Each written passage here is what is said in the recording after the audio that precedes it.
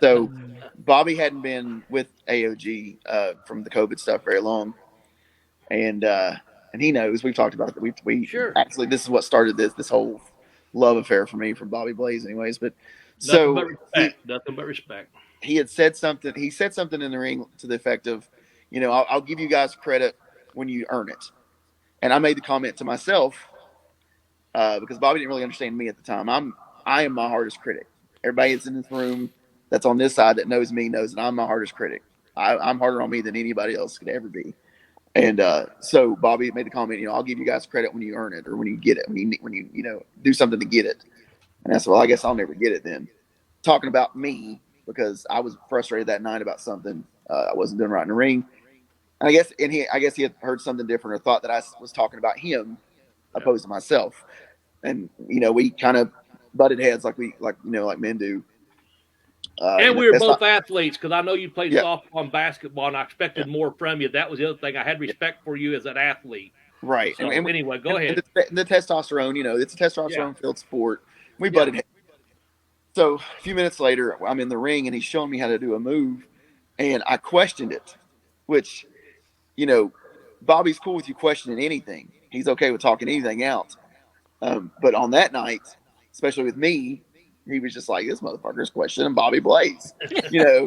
And now, to his defense, if we're in the ring and a new student says something and questions Bobby, Bobby don't really have much time to say anything to him because I'm normally like, "Shut the fuck up, Bobby Blaze Yeah. is talking." You don't talk to Bobby Blaze like it's me that's on him Yeah. now.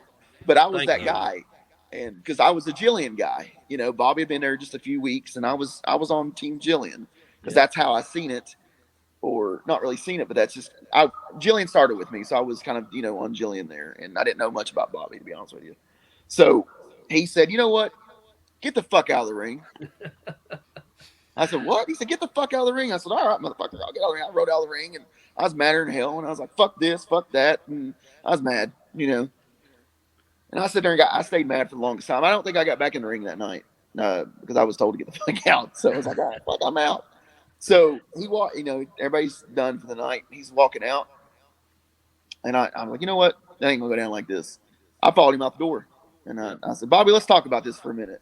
Let's me and you understand each other real quick, or whatever it was." And he said, "Let's do that. We're goddamn men. Let's do it." Yeah. And we sat there, and I won't tell you everything that was said, and it doesn't Mm. really matter. But we had a man to man Yeah. conversation.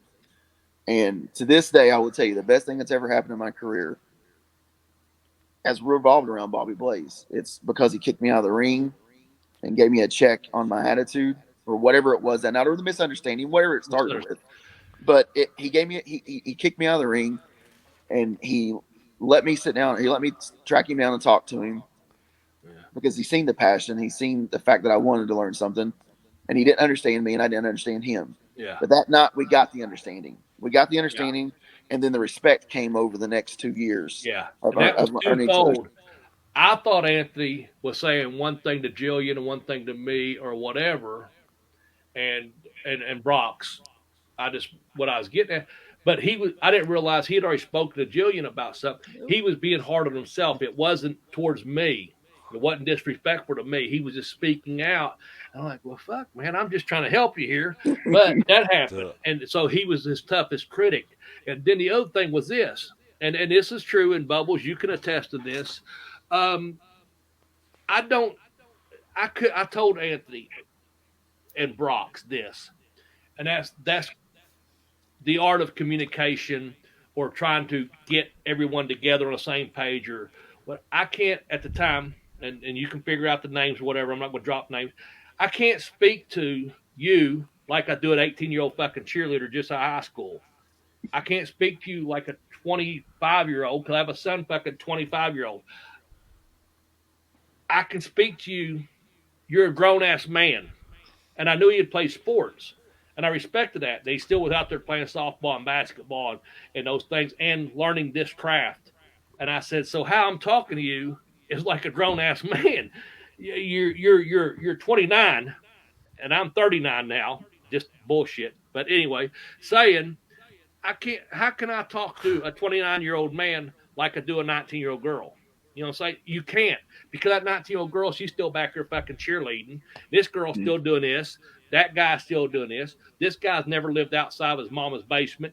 But this is a grown ass man that's fucking grown, has a career, and still plays these sports and is very athletic. So when I saw that, I'm speaking to him from that perspective. So once we decided that, and I'm not kissing his ass, he's not kissing mine. I'm just saying it's life, and that's when. And I don't talk to Sarah the same way I talk to other people because I respect her. When she started talking those interviews we was talking off the air, I said, "Damn, this girl gets her. Give her these fucking bullet points. She's going to take it away. Boom, boom, boom." So now she understands the art of an interview or a promo, etc. And back to Brock's there, once he understood, like, yeah, we're grown ass fucking men. You're only talking to me the way that's the way you should talk to me. And I'm like, listening to him going, well, now I know it wasn't towards me because you're being your own harshest critic. At least you see the athletic ability you have. You see you can do this. It was a misunderstanding. We got it all straightened out. There's nothing but love and respect now. But, it's how you talk to, speak to, communicate with other people. That's what had happened. I saw more, I expected more, and that's what happened. And now we have more. He's so respected. Both of these folks are so respected in our locker room. Um, they've learned so much about professional wrestling and also about teaching and coaching because they both are teachers and coaches. And I see it and I hear it and I see the people gravitating to them. That sometimes I think, motherfucker, if you knew. But when I start to say something, Anthony's already turning her ass like, shut the fuck up and sit down. Or Sarah's like, you got 2 ears and one mouth, sit down. And I'm like, oh, thank you. Because I don't have time for that because I've already been through that. I've been through it years ago. Now I'm going through it again. But at least I got two people that go, hold on, I got this, Bobby. I'm like, whew, thank you.